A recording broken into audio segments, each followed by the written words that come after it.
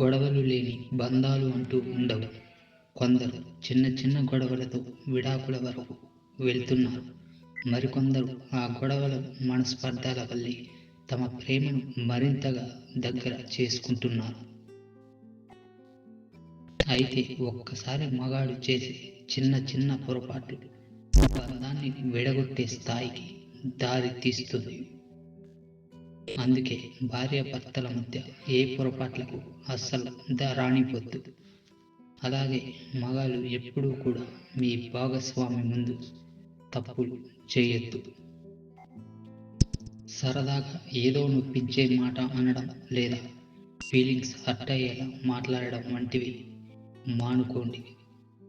కొన్నిసార్లు ఇది భాగస్వామిని గట్టిగా హర్ట్ చేస్తుంది. అది ఏకంగా ఇబ్బంది కలిగించే స్థాయికి వెళ్తుంది కూడా. మాజీ ప్రేమికుడు గురించి లేదా ఎక్స్ లవర్ గురించి ఎప్పుడు మాట్లాడొద్దు. ఓ మహిళకు ఎప్పుడూ కూడా తన భాగస్వామి వేరే అమ్మాయి గురించి చెప్పడం, తలుచుకోవడం అస్సలు నచ్చదు.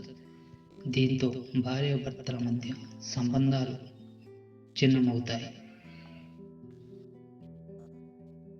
మీ భాగస్వామితో అనవసరమైన విషయాల గురించి పదే పదే మాట్లాడడానికి ఇష్టపడకపోవచ్చు.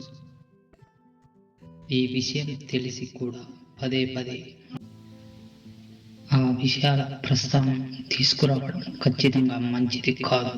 ఇది ఇద్దరి మానసిక స్థితిని పాడు చేస్తుంది. జీవిత భాగస్వామిపై అనుమానం ఉండడం కూడా బంధం విచ్ఛిన్నానికి ప్రధాన కారణం.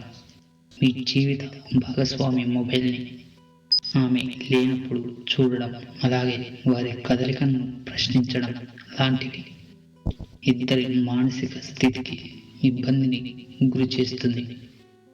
జీవిత భాగస్వామిపై కొన్ని సందర్భాలలో మీకు కోపం రావడం సహజం.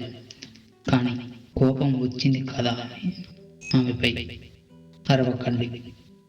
అలా అరిస్తే ఆమె డిప్రెషన్కు వెళ్ళే ఛాన్స్ ఉంది.